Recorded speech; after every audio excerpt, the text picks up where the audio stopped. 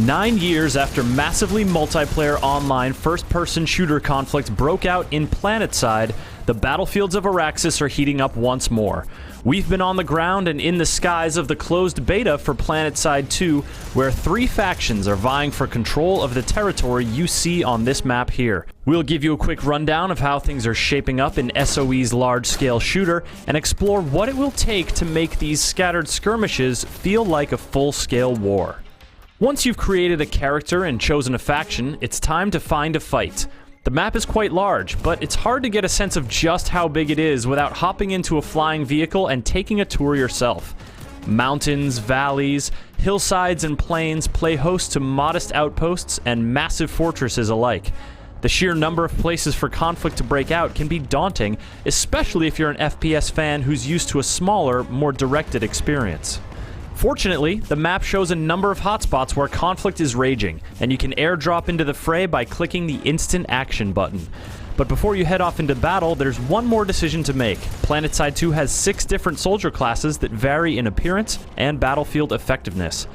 Stealthy infiltrators, nimble jetpackers, medics, engineers, guys with big guns, and guys with really big guns all bring their own special flavor of hot, fiery death.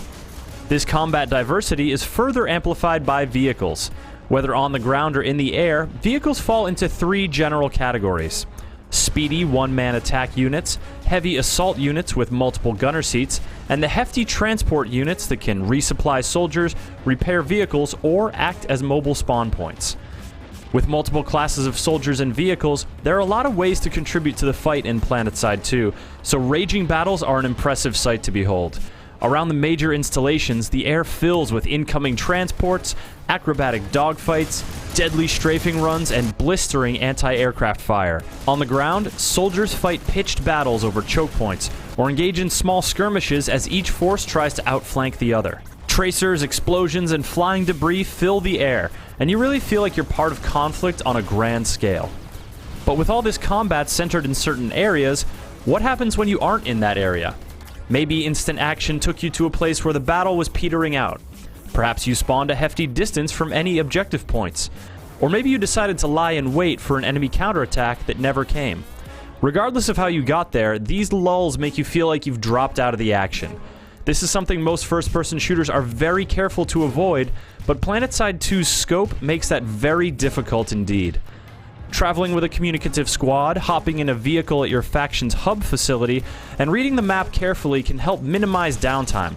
But even when you manage to successfully find the action after a lull, the skirmishes can feel disconnected. Most of the available tools for rejoining combat are reactive rather than proactive. This makes it seem more like you're a mercenary hopping among conflict zones, and less like you're a soldier waging war on behalf of your empire. What PlanetSide 2 needs is a cohesive force to tie your empire's efforts together into a unified war effort, and there are plenty of sources of inspiration to draw from. Many MMORPGs use raid dungeons to bring players together in directed missions, forcing lone wolves to team up to achieve a greater goal. The PlayStation 3 shooter MAG promoted players to command positions, allowing them to set objectives for large groups and communicate with entire platoons over voice chat. Even something as simple as a newswire updating every soldier on the battle progress could help funnel players towards certain areas and make them feel like part of a greater offensive maneuver. There's a lot of things PlanetSide 2 could do to capitalize on its unique scope, but keep in mind that it's still in closed beta. The mission system that promises directed objectives has yet to go live, and elements that are crucial to combat pacing, like lockdown timers and objective placement, are still being tweaked. PlanetSide 2 may have a ways to go, but one look at these big battles should be enough to get you excited about where it's going. So, are you excited? Intrigued by FPS combat on a massive scale? Concerned about how it'll all come together? Have any thoughts on what could make these skirmishes feel like part of something greater? Let us know in the comments, because hey, you never know who might be listening.